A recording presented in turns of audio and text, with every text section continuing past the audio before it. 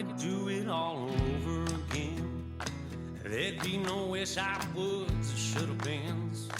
Spend that time with my family and friends.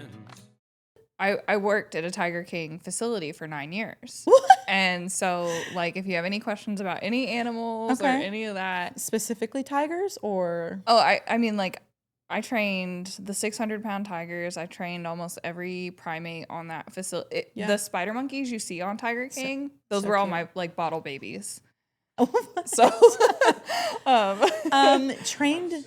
I know, right? It keeps getting more interesting. Train them to do what? Just to be friendly, because like vet visits are a lot easier when the animals are not freaking the hell out.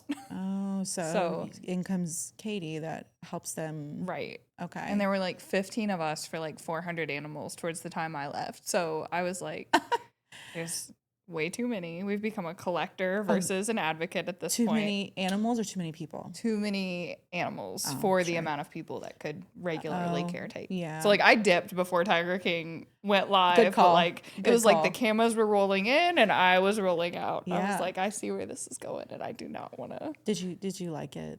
I loved it. It was so great until it wasn't. Thanks, Austin. Yeah. Yeah. COVID definitely blew that wide open. People had nothing to do but watch it and a lot of awareness. But how fun. How did you get started in that? So Tim Stark walked into the pet store I was working at with a hyena and a tutu, and I was like, how do we be friends? I mean, sold. Whatever you're doing, and I want to know. He was like, if you can catch me 3 iguanas out of this aquarium with just your hands, you can come volunteer with me. And I was like, bet, I'm in. Like, really? And then I stayed with him for like 9 years. So that was the interview. Yeah. Have you ever done that before? No. So I was working at I mean, my family has done like dog rescue before. Sure. But nothing. Yeah. I mean, that's a different field there. Right. Okay. So, oh, wow. That's actually really telling about you as a person in the best of ways. Like nothing scares you is what I meant. Because what you do outside of being a tiger handler, right? Which that's enough. It's been a while since yes, and I appreciate you, stepping out of being a tiger handler to talk to us about this. I kind of put a message out that I wanted to talk to a historian, and I'm not from here. Let me just say that. Oh, where are you from? I'm from Athens, Georgia. Okay. And we moved here in 2018. Okay. And we have learned in the past 8 years of being here that history is rich here. Yes. And one of the first questions we always get asked is, what school did you go to? What high school? Yes. And I'm like, not here. And they're like, right. Like that's the deciding how they feel about you. And so my kids are now at the schools here, and I thought, I need to know more. Yeah. I need to understand things more. Right. So I put the message out and got a lot of different responses. But your response, it peaked because I thought, well, I love scary things. I love horror movies. I love haunted houses, all the things. And that obviously felt like, well, this is the kind of history I need to know. Right. To understand Louisville better. Right. And Southern Indiana. Yes, 100%. How did you start, or why did you start researching? How did that come to be? Oh, gosh. Okay, so I was a huge fan of all of the horror things. Like my comfort movie as a child was The Lost Boys. Like thanks to my parents being glorious weirdos. It's sweet. Yeah. It's just a kind movie. And they're so attractive. Well, yeah, as a child, you're like, I don't know what's going on here. But it's like, why is Saxman in here? Why does he look so amazing? Like, this is the path I'm on for the rest of my life. It's a good one. Yeah, that's a good one. But so then when I went to my undergrad, so I'm originally from Indianapolis, and I moved down here in 2010 when I graduated high school. Gotcha. So I took a class in undergrad that was parapsychology, and we traveled the East Coast of the United States. So like half of it was in classroom, half of it was traveling. Fun. And on the traveling half, we like stopped at like West Virginia and talked about Mothman, and we went and talked about voodoo and hoodoo in New Orleans, and went to the Parapsychological Institute, the Rhine Institute, that was affiliated with Duke University in North Carolina. Very so cool. Like it was a deep dive, but still barely scratched the surface. Oh, so that ended, and I was like, okay, I'm not ready to be done with this. Can I stick with you all? And then that eventually turned into doing haunted tours. That turned into going on investigations. I've been on about 60-ish paranormal investigations. But I've been doing it for well over a decade now, which is it's wild. Wild to say. Yeah, when you say it out loud. Right. Because we're close in age. And whenever I say I've done anything more than a decade, it just brings a small tear. Right. I'm like, wow, I'm old enough to say that. It's like, wasn't I like 10 like yesterday? Yeah. No. How did this happen?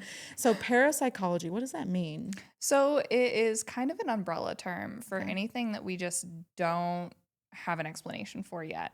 Okay. So it started rooted in psychology. It covers everything from ghosts to haunt phenomenon to ESP, to, which is extrasensory phenomenon, to like, I don't know, quantum mechanics and quantum physics. It's kind of stirring up in there. Sure. But it's really just kind of an umbrella catch-all term at this point for a field of study that things tend to graduate out of as we're able to explain. Oh, okay.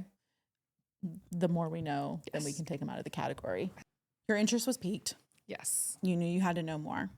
It's funny you said scratching the surface. I didn't expect you to say that. I thought you would say I'd learned so much, but you were like, there's so much more. Oh, yeah.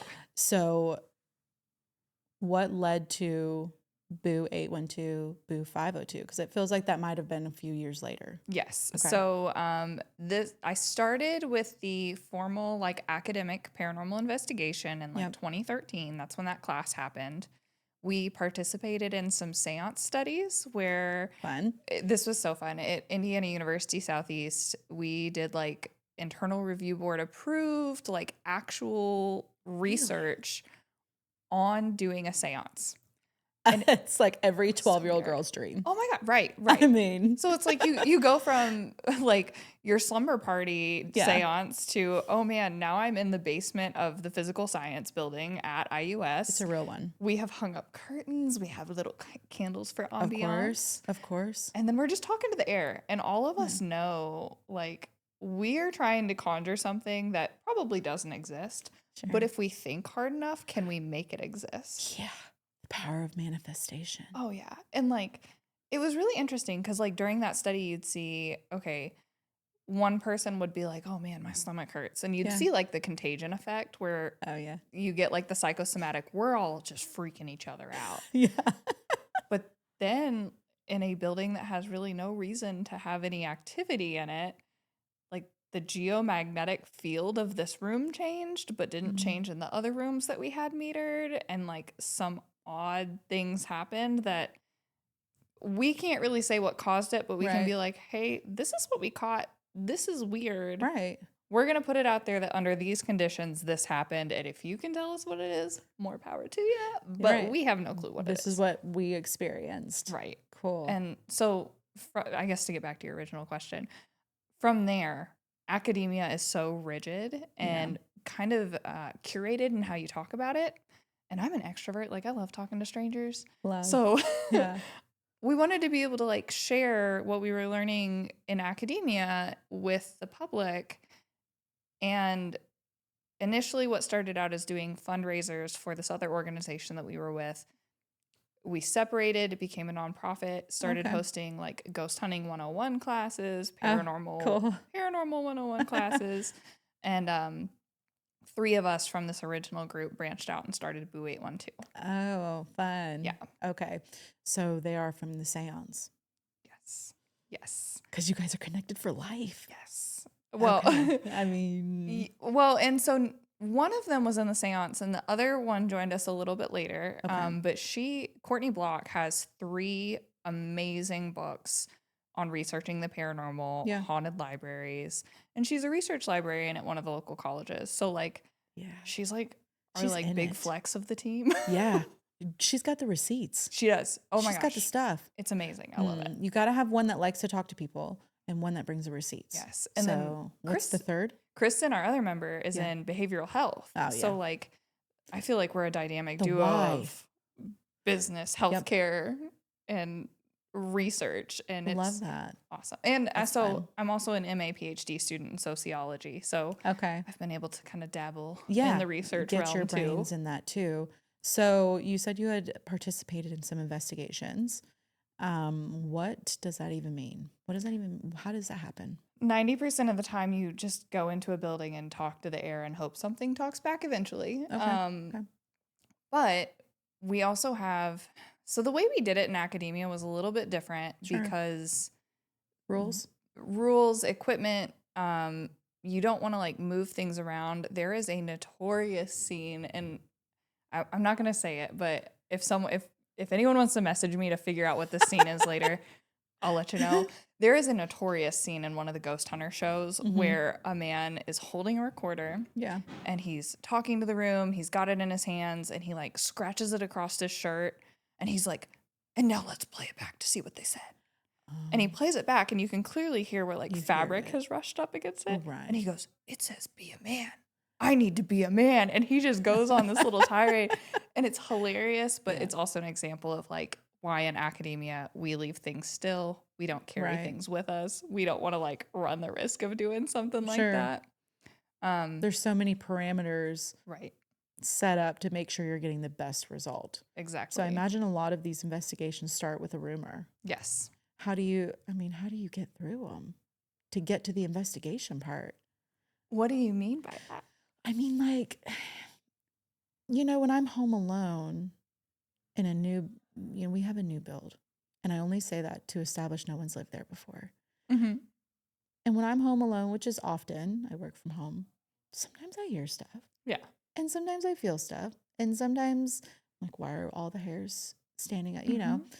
And I send this to you. What helps you decide, girl, you're all right. It's okay. It was just, your air conditioner turned on or whatever. Yeah. Like, how do you cipher through all these what ifs to get to the investigation?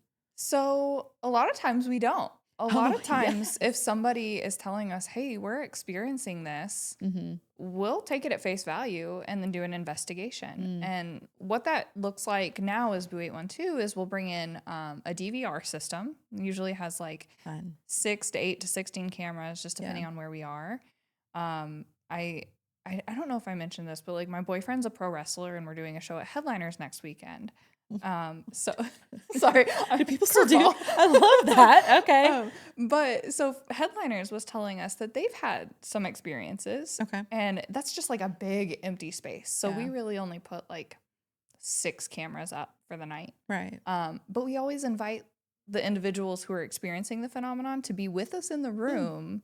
Okay. So that way, if it's there's so much if it's behind a them paranormal. thing. Right. Yeah. If it's a them thing, maybe we can experience it with them. Or in another example of a residential one we did, this lady over in Jeffersonville invited us into her home and was like, hey, my kids are freaking out. My dog's freaking out. One of the things that she was experiencing was she had a home security system and was seeing these like bright flashes of light. Okay. And this is an example of where we were able to debunk something. Your cell phone, when you get a text or a notification, will sometimes emit like an IR flame. Okay. And Didn't know that. does a reflection on your whole light behind you on your footage. So what she was initially like, oh my gosh, what the heck's happening? Yeah. We were able to catch live, hey, like that's your phone. Like that's a notification. But every once in a while you get a real strange thing that happens. Yeah. So an investigation is you bringing the stuff. Yes. When people say there's this thing, you say, got you. We're going to show up with equipment. Right. Then what? You just wait? Wait, engage. I think most of the stuff that we have caught that's like, oh my gosh, what is that? Is generally when we're not even paying attention to the investigation. Yeah. So I think our group has some really good dynamics. Like it's very girl power. It's very like we're spunky people. Yeah. And I think the more we laugh. Okay, hold on. Let me rewind this a little bit. Okay. Have you seen Monsters, Inc? Yeah. Okay, so there's the fear aspect of it. Right. Fear can be an energy generator. Yep. And so can laughter. Oh. And so to fill the tank. Right. Yeah. So I think I think the area of belief I'm starting to like lean into is I can't tell you it's a ghost. I'm not going to tell you it's your grandma. I'm not going to tell you it was Al Capone.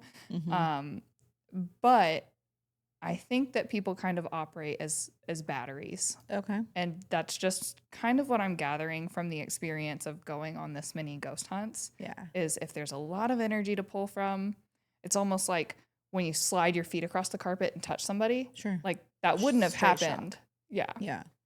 So That's an interesting thought. yeah. So it could be. Okay. And everything in this field is a could be. Anyone who tells you they know something for certain in this field is wrong. Yeah. Like they're like on the academic side, we've got best guesses, we've got theories. On the applied side, if they're gonna tell you it's a demon, there's no way to prove anything is a demon. Right. It's just maybe. It's just a strong maybe. Right. Okay. And it's a fun maybe. Yeah. Is that frustrating that there's no absolute, or is it your mind's like, no, I live in the what ifs? Kind of both. Okay. And as a highly anxious person, I do definitely live in the what Right. ifs. It doesn't take much. Right. But it is it's unique because you can debunk things. You can say, hey, that's a flash from your phone. Okay. And that brings comfort to a lot of Sure. people. And that comfort's very real. And it's so deeply personal and subjective to each individual person. So if you've got someone who really thinks that they're communicating with their grandmother, like who am I to tell them they're not? Yeah. Like all I can tell you is under these circumstances, we experienced this thing and we caught this on these meters. Aside from that, there's not a whole lot Right. we can do. Yes. And I know there's individuals who may do like cleansing and stuff like that. And I think some of that is kind of that psychosomatic. Yeah. It makes you feel better, so things become better. And that's as real. And that's real, Right. for you. right. I love But that. yeah. So you said meters, and then my mind immediately went to Ghostbusters. Yeah. I mean, So okay, I'm gonna set this over here so I don't lose it. Yeah. I'm the worst paranormal investigator in the world. I've never seen Ghostbusters. I've never seen it. the original? I've never seen any of the Ghostbusters. Why? I'm a wuss. Like That just goes against everything, though. right. Yeah. Oh, what's because you're scared?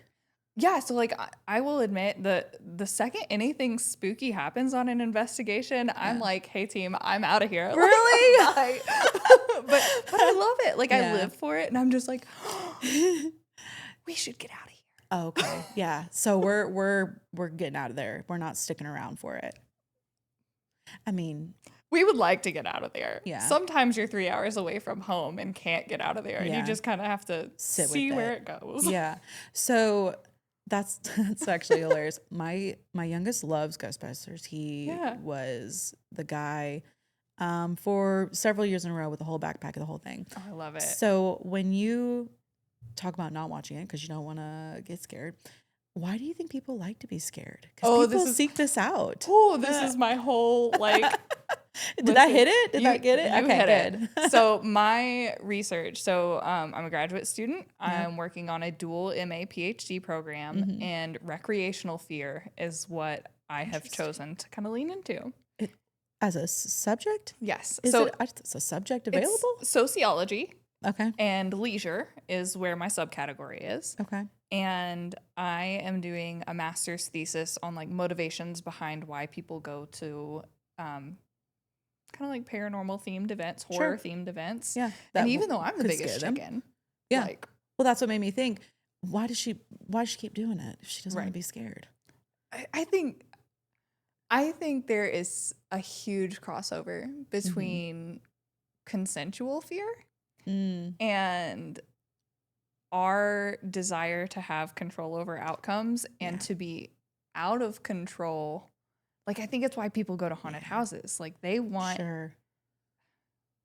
they want the experience of feeling out of control, but where they still know they're going to be safe in the end. Yes. And in a that's controlled environment. Right. And there's actually a really cool lab over in Europe called the Recreational Fear Lab.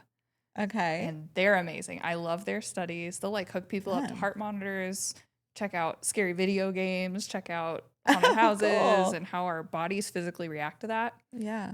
I think ghost hunting and paranormal investigation takes it a layer deeper because you take Sure. away that control. 100%. Like the guy with the chainsaw might not actually stop. Right. You don't know. Right. But yeah, that's interesting. I love, so consensual fear Yes. is different than non-consensual, which is Right. why, let's say, so we went to Disney for the first time this year and for me as an adult. So really we went for me because I had never Okay. been. I was like, I want to go to Disney for me, and I'm going to say it's for the kids. And I love that. Yeah, I'm living my best life. Yes. Do They're it. Do they're it. just there too, but Right. you know. So I work hard so I can go to Disney. We Right. went to Disney, and I wanted to go on the Tower of Terror. Ooh. That was, I don't like rides. I Was don't it do scary? well. Yes. Okay. It was. It was scary. And I love being scared. I don't love rides. Oh, okay. So I wanted to just get through it because I heard it was so good. And have you ever been on it? No, I've never been to Disney. Oh, I would love to, highly recommend. but I'm so curious. Highly recommend. I had a coworker who worked at Disney, and she was trying to Oh. talk me into going, and I was like, Oh, once I get my highly next break. recommend. Yes. Highly recommend one park at a time. Okay. It's very clean. It smells good. The customer service is great. I've never heard anyone talk about the smells of Disney World. Disney World or Disneyland? Disney World Okay. in Florida. I've never thought about what that would smell like. I didn't think I would either until I was an adult going. Okay. Those were the things I was looking for. As a kid, that wouldn't have been my review. I love this. But as a 35-year-old woman, I was like, okay, it smells great. I don't see trash on the ground, and there's, bathrooms within like reasonable distance. The Tower of Terror was the main event for me because I heard so much about it. They take your picture when you get to the top. So I was, once you think about something, your For You page shows you all the different Right. ways of that thing. So all these people were showing me like posing at the top. Like they were looking cute, their hair, and they were like doing this. We get to the top, and we're with my 8-year-old and my husband. And my husband's just doing this, closing his eyes. My 8-year-old's, excited, Yeah. smile, and I'm screaming. I don't even remember it. I love this. Just wide open mouth, open eyes, screaming. It was, I would say, I'm making this up, like a flash fear simulator. So it was like flashing lights, flashing simulations, quick movements type of fear. What was scary is the flashing lights and all the things, but then a screen comes down and opens the door to Disney World, and you realize how high up you are. So it's like a real. Oh, Yeah, I didn't expect that. that sounds real. That sounds like the That was scariest part. scary. Yes, I loved it. Oh my god. So seeing the scary things is one thing. Like Right. it's kind of cheesy, Yeah. but I have love for the cheesy scary too. But then when that thing went up and you realize, oh my gosh, we're so high up, and then they drop you. That's when I screamed. So all that to say, I do understand when you say consensual versus not consensual. Right. At that point, it was non-consensual because I did not know that it was going to happen that way. Right. Consensual to sign up with, so I don't blame Disney. But I'm interested when you talk about, I was reading your bio, folklore and the stories of this town. And we talked a little bit about being from here. What school do you go to? That's like Yeah. the deciding factor of how they feel. You must feel like the more you learn about this town in your field, maybe the more you fall in love with it. Yes, absolutely. I Yeah? actually just became a Kentucky resident like 2 weeks ago.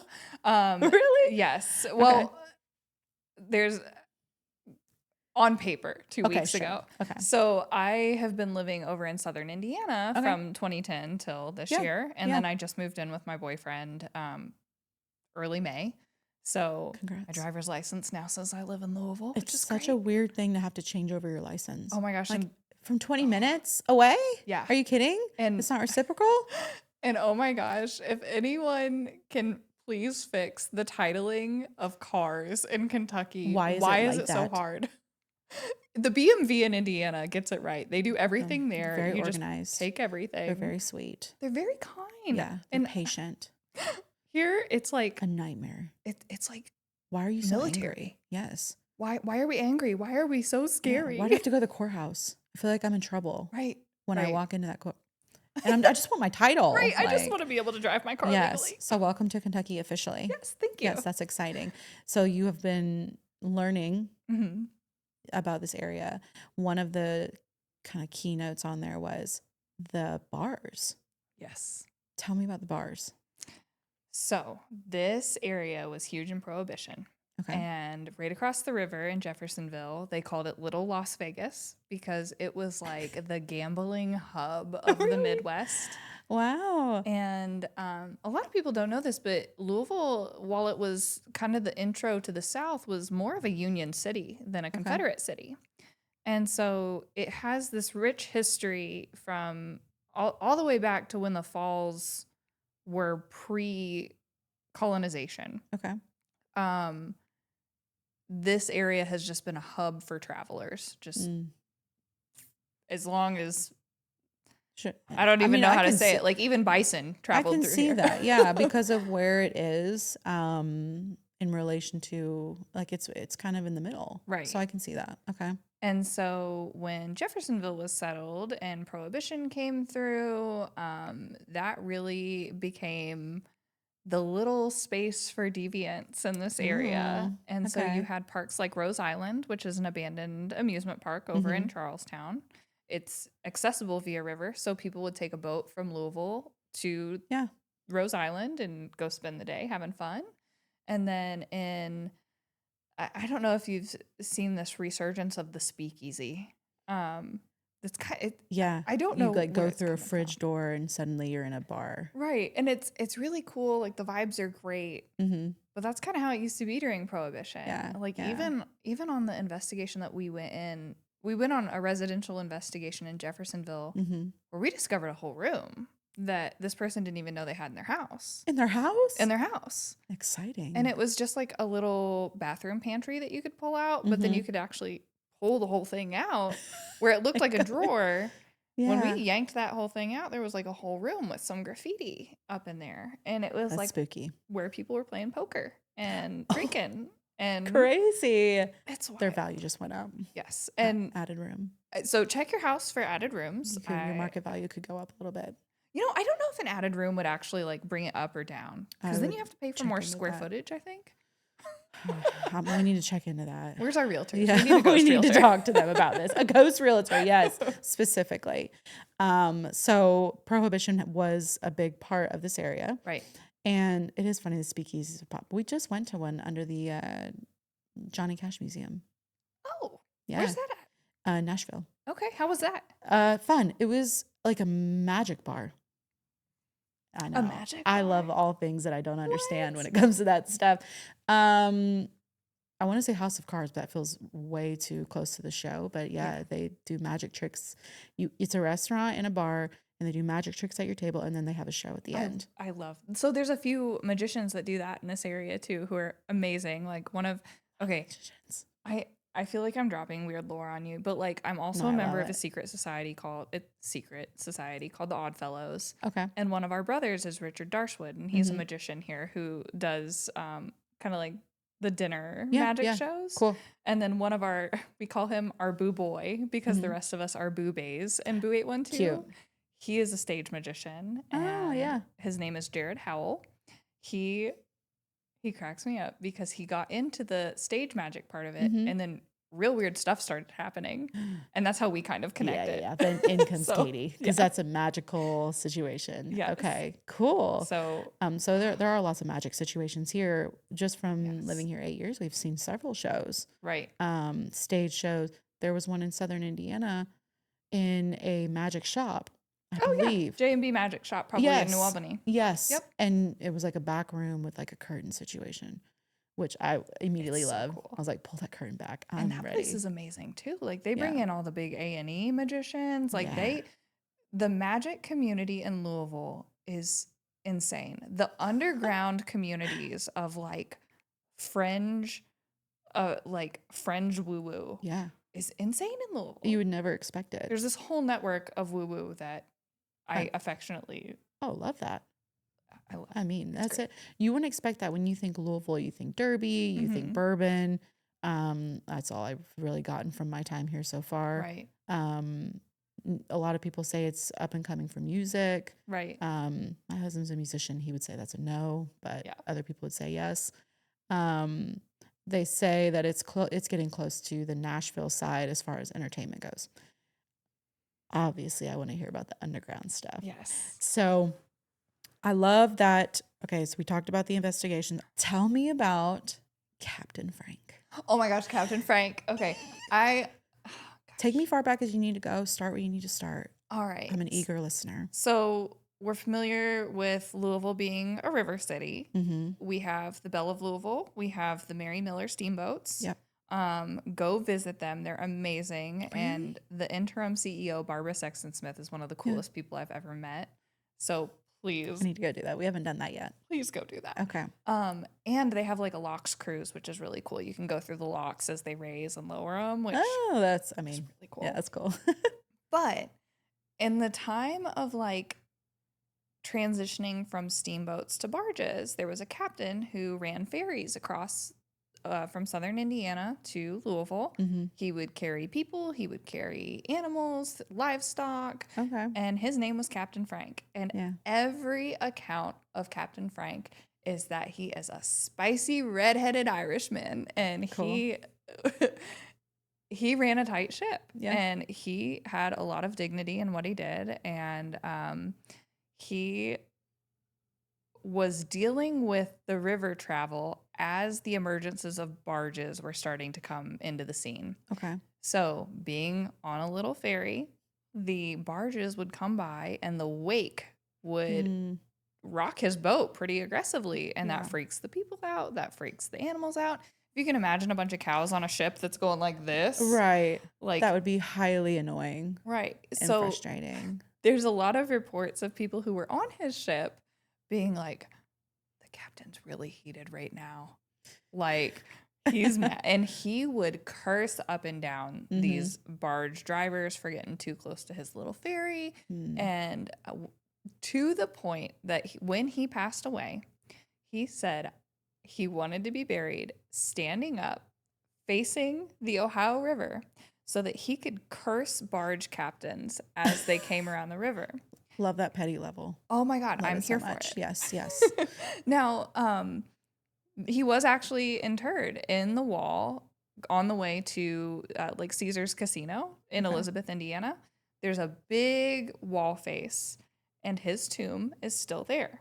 Okay. He was buried standing up with a porthole in his door What? so that he could curse all the captains going by. Oh, that's hilarious. And So he got his wish. he got his wish. Okay. Not for very long though, because he this is funny from two angles. So eventually they did disinter him and they moved him to Cave Hill, and he's with the rest of his family now. Okay. But you can go visit Captain Frank in Cave Hill. Cool. And as river lore evolves, riverboat captains and barge people will still like honk their horn Yeah. when they go by Captain Frank's tomb, so his curses can't reach them. Because if you can't hear it, you're not gonna get You it. can't get it. Which I don't know how true that is. I but mean, but so if you hear the honk honk, yes, interesting. they're It held usually- on. Yep, they're trying to get Captain Frank to I love just that. stay in his little lane over there. That's so fun. Definitely gonna go. I need to visit those steamboats. That was another thing yeah. that people talk about. The Bellevue, Belle of Louisville. Belle of Louisville. Yeah. Oh, So- that makes more sense. And gosh, they're haunted as heck too. Am I allowed to? Yeah, yeah. Okay. Speak freely. You're amongst friends. I like caught myself. No, in the you're middle. amongst friends. Yeah, it's haunted as heck too. Okay. So one of my favorite things to like drop on people while we're just out in the wild, like Yeah. I'm sure my boyfriend is so irritated about it, but like we'll be in a historic place and I'll be like, this looks like it's got a little spice to it. And I personally don't consider myself a psychic, or I don't think I'm sensitive in the ways Right. that a lot of people say that they are. But you know too much now. But now I know too much. And Mhm. if some place looks like it's got a little bit of flavor, I'll be like, Mm. do you got any stories? Is it haunted? And the Belle of Louisville, I feel like every time I talk to somebody, somebody has a different story about something that happened. And so we've talked, and a couple years ago we were going to do like a storytelling event on the Belle of Louisville. Oh, that'd be fun. Things just didn't work. Life happens. Yeah. So we might bring that back. It could happen. Yeah. Fun. So are you currently doing any kind of tours?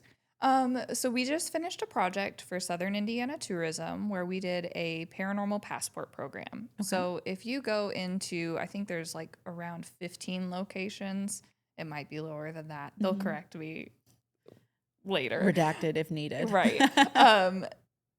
We filmed a virtual passport. So that way you don't physically need us there to lead you on the tour. You can be in a location and go to the Southern Indiana Tourism app, and it will tell you there's a story here. Would you like to that's cool. hear it? Okay. And then you see me and I tell you about it, and we add like I love the local historical societies. Like this cracks me up. Jeffersonville was so interesting. They would have greyhound races during Prohibition with capuchin monkeys that were the jockeys. Oh, what? Yeah. So like little monkey from The Hangover. Yeah. So like there's all these pictures of these monkeys riding these greyhounds, and like there's so much hilarious Jeffersonville content was so in that. weird. That's funny. But like all the old gambling machines were over there. So we were able to do like a deep dive with the Historical Society. There's a great book called The Joints of Jeffersonville. That's all the secret like gambling locations and drinking locations. Of Jeffersonville. There's only like, I think there's 10 total copies of that book in the world. One of them is at the Alcove. Do not steal it. Do not hurt my book because it's the only place I can find it. Oh man, that's cool. Yeah. Okay, so Jeffersonville is a wild one. Yes. So a virtual tour. Yes. You probably feel pretty excited that people can go and do that, and you don't have to be present every single time. Yes. And I will say I do love giving the in-person tours because you always hear new stories. Yeah. One of the stories that we talk about is the Colgate clock, which you can see from the Louisville skyline. If you're looking into Jeffersonville, it's the second largest clock face in the world. It used to be it used to be a prison. Oh, and it caught fire as a prison. Okay. And then it became the Colgate factory. And so every once in a while, we'd have someone who worked at Colgate come on our tour and say, hey, I didn't realize there were other stories about this, but here's what I experienced. So that's one thing I love about history is, yes, it's finite. Yes, it's already happened. But there's so many perspectives and so many voices to hear. There's layers. The stories just get bigger. I love that.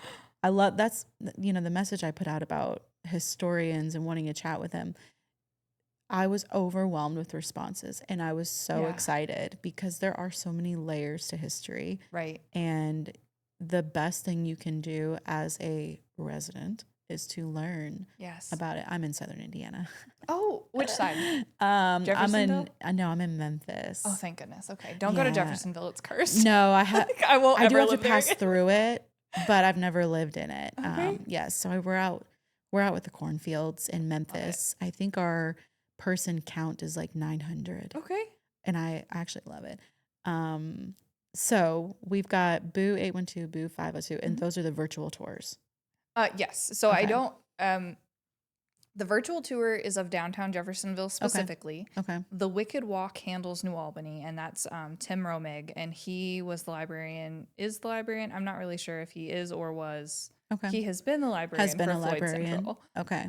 So his tour is great and a lot more theatrical than ours. Ours is kind of, I appreciate ours, but we are just not. That's just not you. Yeah, we're just not theatrical. Okay. But Tim Romig does the Wicked Walk, which is he's in a top hat and a cape. Oh, he's looking spicy. Best. Yeah, that's the best. Fun. And then I also do the creepy campus tour at U of L. So fun. U of L's campus, if you want to know anything about it, like again, history is collaborative. I got with Tom Owen, who is the most amazing historian, I think, in Louisville. I've never known anyone to know so many things about so many things. But Tom Owen, he's the guy. He's the guy. Okay. And so if you go participate in like Leadership Louisville or any of those kind of programs, he is often the one to lead the tours of the history of Louisville. Cool. But he's also our campus archivist. So I'll just go pop in there and be like, Just be around them. Tell me something. Can you just, I need my fix today. Yeah, Can you just tell give me a fact? Yes, the more you know, the rainbow, the more you know. That's so fun. Well, I very much look forward to going on the tours. Awesome. We are going to drop this episode once, but then we're going to do it again closer to end of September. Okay, perfect. Is that a good time? Yeah. I think, because I want people to flock to you in a healthy way, obviously. That's fine. And find your tour. I Yeah. think just from speaking to historians over the past few weeks about what they know, it shows me there's more to know. Oh, yeah. And highly, highly recommend Jesse Bartholomew's Kentucky History and Haunts for people who want like the creepier history. Yeah, Jesse Bartholomew. She's amazing. And her podcast is wonderful. And she does deep, deep dives with the Kentucky Historical Society. Yeah. Do we have time to talk about one more crazy thing? Of course we do. Of course. Tell me. I never hear people talk about this, and I get so geeked. The Mummies of Louisville. Are you aware of how many mummies are in Louisville? Mummies. What? Like from Egypt. In Louisville? In Louisville. Oh, clutch my pearls. Yes, right. So what? So Tell this me more. This is like my biggest. I want to use the word beef, but it doesn't do it justice. It doesn't do it justice. Okay. There are 2 mummies here in Louisville and 2 martyrs interred here in Louisville. Interesting. Who are they're from 500 AD. The martyrs are St. Magnus and St. Bonosa. You can go visit them any day of the week. Okay. They are beautiful, decked out in Catholic regalia. Sure, I just expect them. Yeah. Oh, they are glam martyrs that are located in St. Martin of Tours. Okay. So you can go visit them anytime. Of course, be respectful. Like they are on the front end of the church where like the pastor would talk. Okay. So it's like, I don't know if Catholics have a pastor. Is that the right term? For priest? A priest? Priest. I'm not Catholic, but a priest feels right. That feels right. Yeah, it feels right. Okay. So where he or she would stand in the front, they are to either side. So they're just in these glass cases. What? Yes. So glass case skeletons and full on beautiful like regalia from the Roman Empire. Skeletons. Dressed up. Glass see-through. Yes. And a few years back, they did an archaeological like evaluation of them. Okay. And held a whole funerary service that you can go back and rewatch. Oh, that's cool. So those are the skeletons in Louisville. Okay.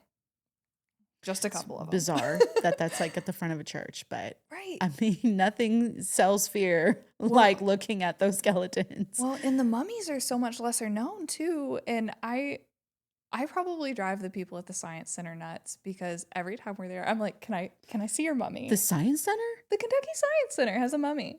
What? Yeah. So her name is Tachinhotep. And I'm probably butchering it because it is an Egyptian name. Sure. She's from the Valley of the Queens. What's she doing in Louisville? Well, girl, she's lost. So during the whole Egyptology craze of the early 1900s, Walnut Street Baptist Church, I might be getting my mummies mixed up, but they were brought over. There were 2 mummies that were brought over to Louisville within like 5 years of each other, from like 1903 to like 1908 or something. Okay. And I've got a blog piece about it that tells you the exact specifics. Sure. But so one mummy ended up at the Kentucky Science Center, and the other ended up at the Southern Baptist Seminary. Weird. And so Baptists don't typically have like relics or keep those kinds of items. Right. So I'm like, what are y'all doing? Why? And her name is Sherry. And the mummy? The mummy at the seminary is Sherry, and the mummy at the Science Center is Tachinhotep. Sherry? Yes, Sherry. Was that like her American government name or something? That's hilarious. I think it's like Sherry Moyet. It's Moyt, I believe. But so my article is called "Have You Seen Sherry?" because she has moved so many times at the Southern Baptist Seminary that even though I know she's there, I have never seen her. Oh, weird. I'm desperate to see her. Why are we moving her? Right. Where is she going? So this cracks me up. So she has been living in a storage room. So she was brought over in the early 1900s. hung out. Walnut Street Baptist Church brought her over, was just like, hey, Egyptology craze, look at what we brought. Yeah. And Look at our shiny mummy. Back in that day, people were also eating mummies for health benefits, which okay. I'm glad she didn't get eaten, but I'm sure. The more we know more, we do more. Right. You know, we know better, we do better. Well, and our version of doing better was she went to the Southern Baptist Seminary, and she has been in teachers' offices. She has been in I mean, like, this is a big this situation, is a- right? Yeah, whole mummy. And they did run her through like some CT scans and like tried to get more information about her. Yeah. And there's some great information and photos you can find online of her. But like, you're not supposed to unwrap mummies.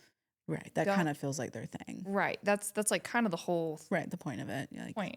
yeah. Keep it together. So when she moved from an office, they moved her to the cafeteria and they unwrapped her head. No.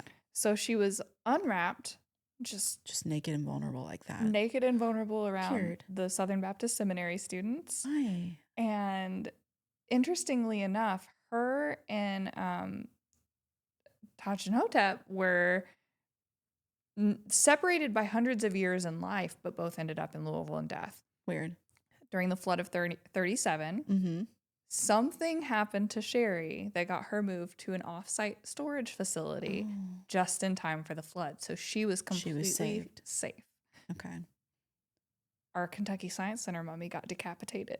What? And she was also in a separate storage facility that just wasn't as Yeah. safe from the floodwaters.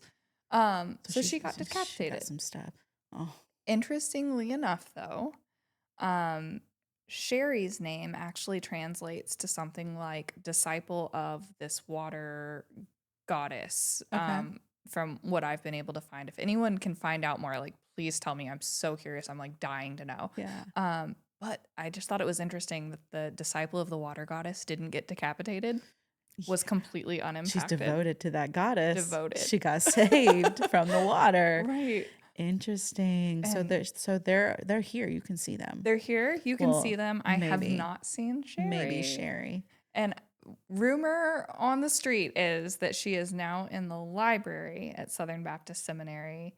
But I would love to just get in there and Just say to hi. see it. Like, we need to see her. Make Right. sure she's all right. So like free Sherry. yeah, seriously. Like, where is Sherry? Is she okay? I feel like they should go in the same location. Like, I think it would be great Yeah. if Sherry went to the Science Center and they could like Together. be friends. It makes sense for the Science Center. Right. Once you said that, I was like, yeah, okay. They got some weird stuff. They got some cool stuff. They got some weird stuff. Right. And And they're very respectful of her. Are like they're of course the whole Egypt craze was like very problematic back in the day, but the Science Center is extraordinarily respectful in how they display her, how they talk Yeah. about her.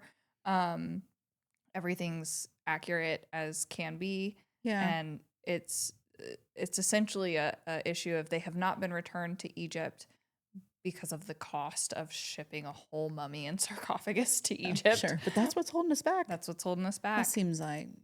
Did you see the Parade of Pharaohs a couple years ago? No. What? So Here? no, not I wish. That would be like cool. that seems like that'd be the perfect time to bring her out. So a few years ago, Egypt actually put it like out a mass call for a return of all their mummies and people that Oh, were okay. pharaohs and queens and all Yeah. of the above. And they had it was the opening of the new Egypt museum, Okay. but they called it the Parade of Pharaohs. They Mhm. made these amazing sarcophagus cars. Cool. And each pharaoh had their own car. Oh, Each queen that's had their nice. own car. I mean, that's respectful. And they basically disinterred them and reinterred them in a final resting place. But before they did that, it was like a huge Egypt celebration. And they drove all of the mummies by all of the things that each empire had built.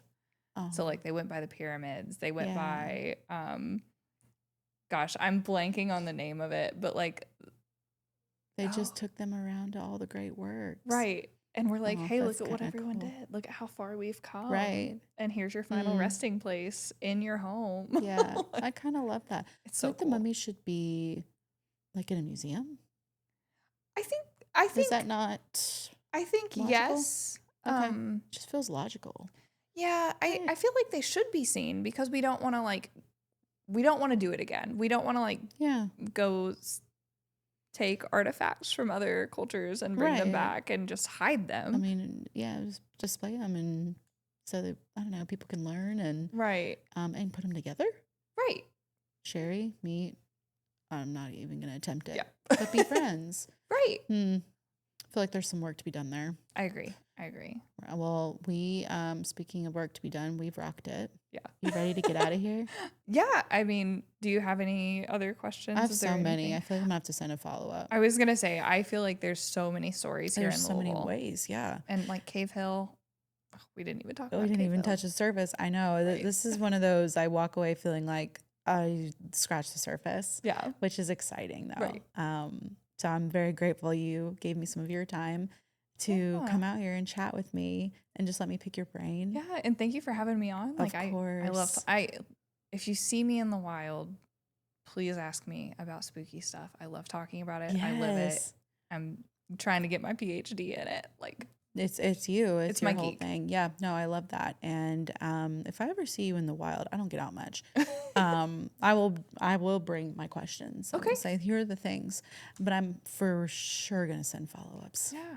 Because I have so many more. Well, let's get out of here. Yeah, sounds great. Awesome.